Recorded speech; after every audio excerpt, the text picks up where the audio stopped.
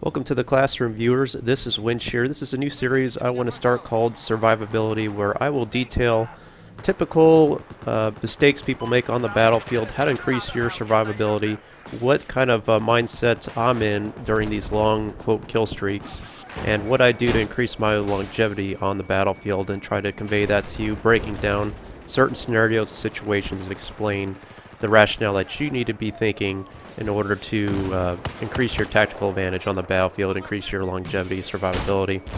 A lot of mistakes I see on a day-to-day basis. Hopefully for a range of players, either from beginning to advanced, this will remind you the thought processes that will help you with your situational awareness. That's something that's vital to your longevity here. The first thing we'll talk about is the Minimap. That goes without question. The first thing you need to look at when threats, your eye should always be glued to the minimap, but you need to determine your threat proximity, what direction they're pointing, and consider your loadout. Obviously, in this situation with the DMR rifle, I'm severely handicapped at close range engagement, so I'm going to rely on my sidearm, which needs to be a good complement to your loadout, depending on what kind of weapon you're using, to rely on in those situations. The G18 is an excellent complement, fully automatic sidearm that's capable of dropping guys at close range only. So that's what you need to do in those situations. Pull out your weapon, your sidearm, and rely on that. DMRs are not bad weapons. This is the SCAR SV right here. It's a pretty potent weapon. I got a muzzle brake on this and an angle forward grip to mitigate the vertical climb on it. But always play your role, engineer. I'm going to throw out javelins anytime I can to take out enemy LAVs. But the moment I fire, I'm always taking cover as well. Now, in situations like this, when your threat, their pursuer, has the upper hand, take cover and come up with a plan. What I tend to do is I like to peek and use this lean feature right here because it really is handy. And with the PlayStation 4 controller, it's much easier to do that. Now, once the enemy, if you get bullets on an enemy and you suppress them, once they throw a grenade, that's your cue to attack, because that to me is indication that basically they're helpless, they're desperate, and you need to capitalize on that weakness and put them down. Anytime you take fire, I'm always taking cover. I'm always watching my flanks. Flanks are more important than anything in this game. If the team is on your left and your right, you're sandwiched, you're done. So I'm always limiting my exposure anytime I can, particularly on this map and on this game mode, Obliteration. I mean, guys are just parachuting in right in front of me all day long. So I've got to be aware of my enemy surroundings, because it's very easy to get overrun on this game and bite off more than you can chew. And you got to know when to pull back. Again, I'm being aware here of the flank. There's about 4 guys here or more flanking me, so it's time for me to pull back because I don't want them to get behind me. Also, I need to be conscientious of the objective and try to mitigate them pursuing the objective. Taking a headshot on a guy there. I'm in this bunker. Don't want to stay in here forever because you can get boxed in here too. So I pull out. Now again, Minimap, being aware I've got more than one guy in my proximity, so prioritize your threats, get the guy in front of you. Quickly change your sidearm again, and there was a little lucky dodge there. That recon missed me. Again, his weapon, he should have been pulling out a pistol right there. I don't know why people try to do a Call of Duty quick scope there. They do pull it off on occasion, but more often than not, it's not a good plan. Reassessing my threats and moving on.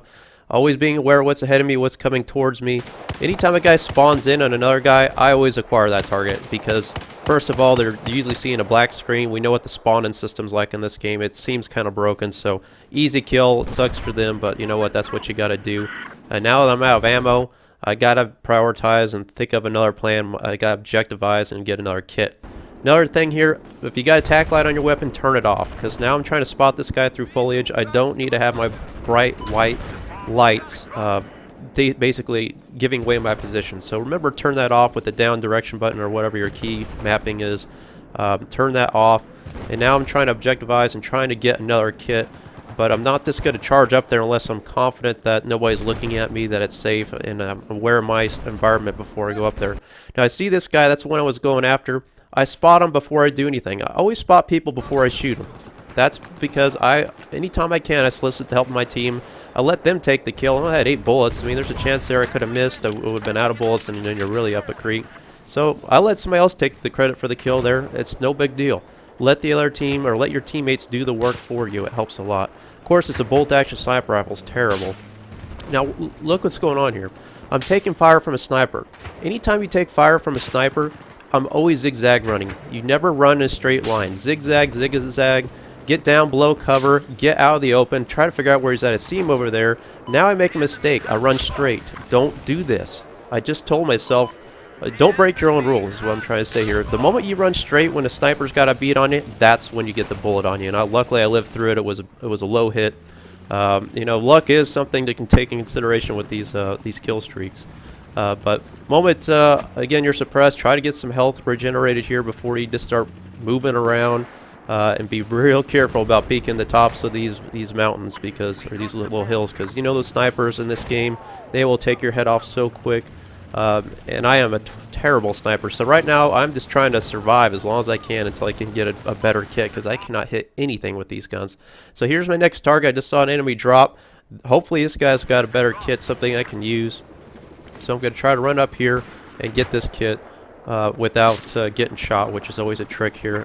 I mean, this area of the map's very hot on obliteration because the team is basically parachute spawning right in. So luckily I pick up a good weapon, AK-5C with a suppressor. Looks like it's an engineer kit. I got an RPG on my sidearm. You can always see what you got there in the bottom of your screen to see what your next loadout is.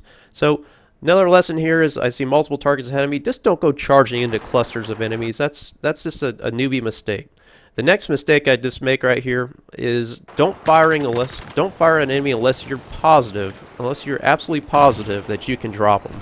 So I made a mistake there. Luckily, it didn't take me out too bad. But now I'm learning from this mistake. What about here? Do you fire or not?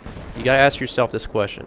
So I learned from a mistake. I'm like, you know what? I'm not trying to draw attention to myself unless I can make sure I can kill an enemy. Don't draw attention to yourself unnecessarily. Anytime I can, elevation gives you a huge tactical advantage over other players. Consider the trees, the shrubbery, the lighting, the shadows. Right here, this is a great position to be with suppressed weapon. I got the enemy basically coming up behind me. I've got elevation. I've got the shaded area, these trees, this foliage. But bear in mind, you got to keep playing your role. Try and take that tank out. Once you fire a big old RPG across the map, it leaves a huge smoke trail. You're basically, everybody and your mother sees you and knows where you're at. So you got to just fire and retreat, reanalyze, reassess, move on. You just can't sit there and spam RPGs and think you'll live forever. Quad bikes, easy targets of opportunity. I always go after quad bikes. They're slow moving. They're easy to get multiple guys on them, shoot them off the quad bike. But right here, I kind of lost this guy. I don't know how I didn't kill him. He's like Houdini, just disappears. So the lesson here is don't just wander around looking for a guy once you get bolts on him. Don't succumb to your own bloodthirst. Just let it go. Move on and try to continue with the plan to increase your survivability. Now, be aware of sniper glitchers. They can be anywhere at any time and elevation anywhere. So take out the respawn beacons if you can right here. I tried to do it. I failed. But again, I'm not going to sit there and spam RPGs all day. I got to move on, try to be aware of my surroundings, and hopefully that guy doesn't get me. But unfortunately, this is what happens with the kill cam. He knows where I'm going. He respawns there simply, and boom. You know, guess who that was? Again, that's why we destroy respawn beacons, because snipers in this game, they will sit there until the world ends trying to come after you, and I just can't stand those players, but that's how the game is. So come up with a plan. When you're spotted, people are pursuing you, stay calm, keep moving, try to come up with a plan. I'm trying to take cover here, just get a moment of pause, and then I'm trying to get to this area in this factory, but I want to make sure it's clear first. Looking at the mini-map, when my fellow teammates down, see the skull and crossbones, don't look back. I almost did. Just keep going, take cover, and now I've got the upper hand. Now this is where players fail because they pursue me. You never pursue a player into a place like this. You don't know where they're going. He's coming, he has no clue where I'm at. He's just pursuing me blindly. He has no idea if maybe I stopped, maybe I kept running. It's a tall tale, classic fail that people always do. You never pursue players into buildings unless you have them spotted, and then you see, you know, if you can see them continuing to flee, then you can pursue them. But obviously he didn't have me spotted, or he wasn't looking at his mini-map, because if he would have seen me on the mini-map spotted, he would have seen that I would have stopped inside of that garage area, and then he should have known that I was waiting for him. So use the mini-map as a briefing, your personal brief for any given time. Right here I've seen multiple skulls, multiple teammates dropped. I can see how many enemies up here. I just see one at this point in time, so I feel like it's a good time for me to start coming up there and seeing what's going on, investigating this death as this kill streak wraps up here. So I see him coming running in here. I'll take him out, and of course another guy comes in and a guy spawns on top of him. This is where you got to make a decision, and I just try to go out. This is a gamble. You never knife unless it's a last resort, and of course you always have to consider the counter knife, which that's how it goes in this game. Like it or love it, but sometimes it pays off. But desperate actions call for desperate measures every now and then. But I hope you guys like this video. Hope you like the series. I'll continue to provide these in the future. Survivability series. Hope these tactics, run these through your mind. Come up with a plan. Keep yourself situationally aware. And I will see you on the battlefield. Good luck.